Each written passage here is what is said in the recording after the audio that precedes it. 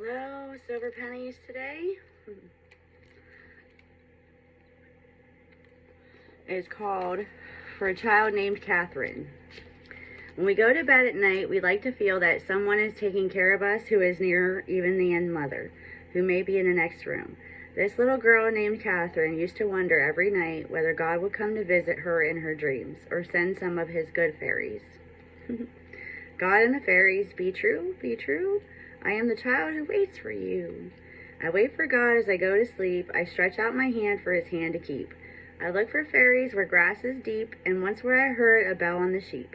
The saint who comes at Christmas time is some way not so much all mine. He surely comes for Christmas Day, but I never asked that saint to stay.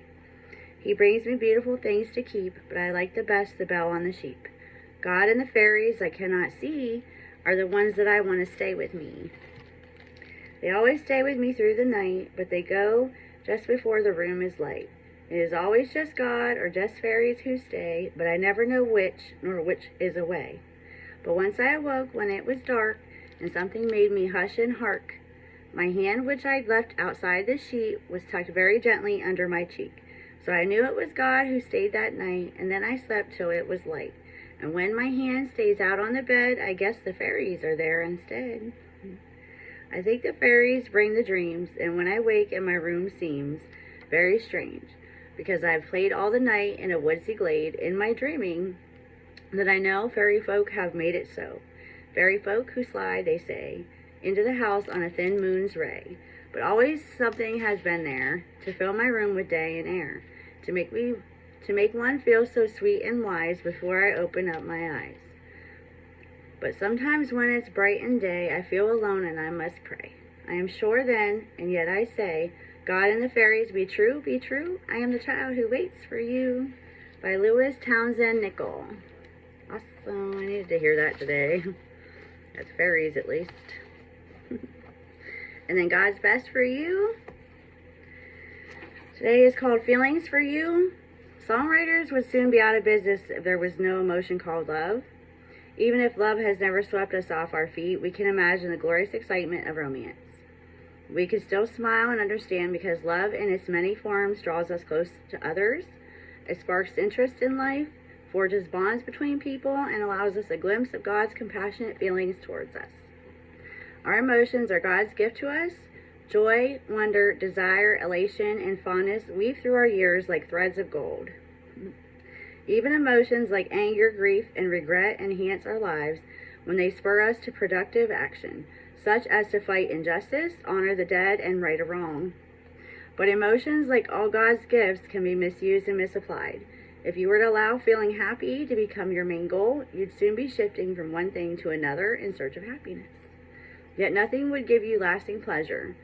Were desire to take precedence in your life, you would never be able to experience the gifts of contentment and gratitude for what you have.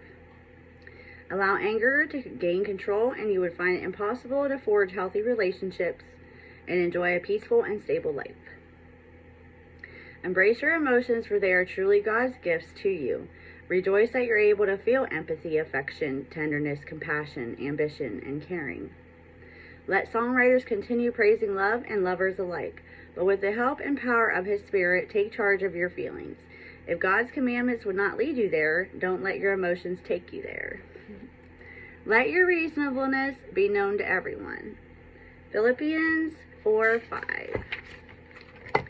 And then for daily guideposts, on March 29th, 2022, why art thou cast down, O my soul, and why art thou disquieted in me? Psalm 42:5, King James Version. I was feeling sorry for myself, lethargic and blue. I trudged along.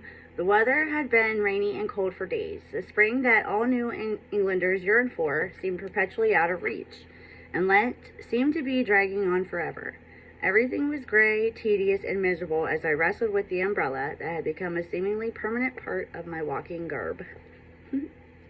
Suddenly a flatbed truck came careering around the corner. Just as it passed me, the tractor it carried came loose and flew toward the sidewalk. My guardian angel must have been with me because I somehow managed to drop my umbrella and roll onto the soft wet grass, barely out of the path of the crashing tractor. The truck came to a screeching halt and the driver came running back, all apologies. I was fine but trembling violently. No one had been hurt and the young man couldn't reload his equipment and get out of there fast enough.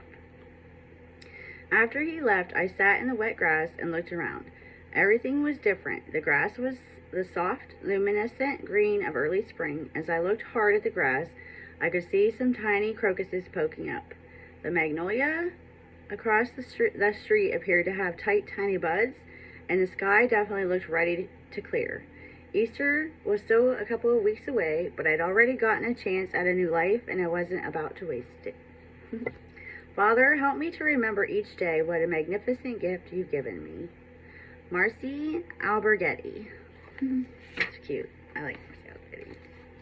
I like that story. I hope you like that story too. Makes perfect sense with my life, and even if it was 1929 fairies, still makes sense today. So thank you. Hope you enjoy your day. I'm trying.